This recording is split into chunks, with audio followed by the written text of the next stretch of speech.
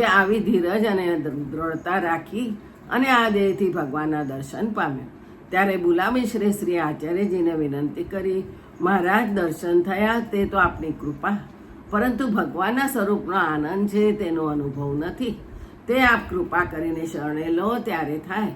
ત્યારે આચાર્યજી કહે, હવે શરણે થઈને શું કરીશ? ભગવત પ્રાપ્તિ તો તમને થઈ ગઈ.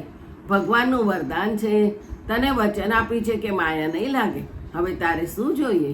ત્યારે બુલામિશ્રે કહ્યું, ભગવત પ્રાપ્તિ જે મુક્તિ છે તે તો હું ઈચ્છતો નથી. મને તો ભક્તિ પ્રાપ્ત થાય અને તે આપની કૃપાથી થાય, માટે શરણે લો. અને ભગવાને પણ આપને બતાવ્યા છે, તેથી હું આપની શરણે આવ્યો છું.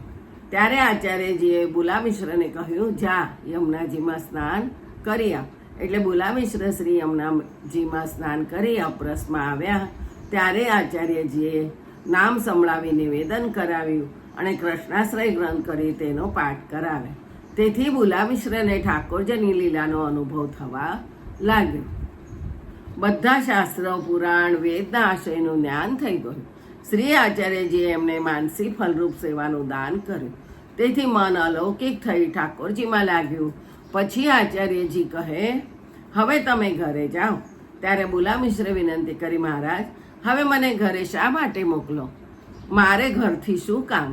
ત્યારે આચાર્યજી કહે, તમને ઘરે એ માટે મોકલીએ છીએ કે તમારા સંગથી કેટલાક જીવો કૃતાર્થ થશે અને ભક્તિનો વિસ્તાર થશે.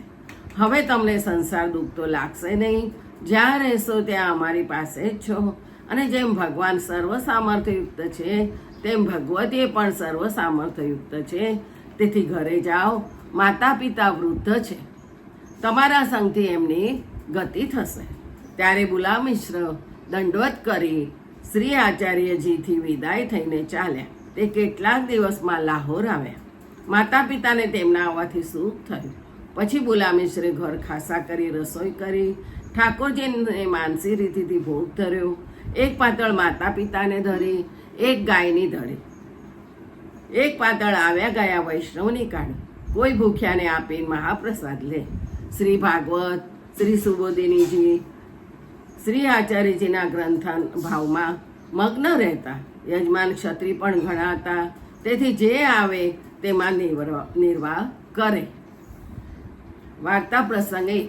લાહોરમાં એક ક્ષત્રિય બુલામિશ્રનો યજમાન હતો. તેની 2 સ્ત્રી હતી, પરંતુ સંતતિ ન હતી. તેથી કોઈએ તે ક્ષત્રિયને કહ્યું, તમે હરિવંશ પુરાણ સાંભળો તો તમારે પુત્ર સંતતિ થશે. ત્યારે તે ક્ષત્રિયે બુલામિશ્ર પાસે આવી ઘણી વિનંતી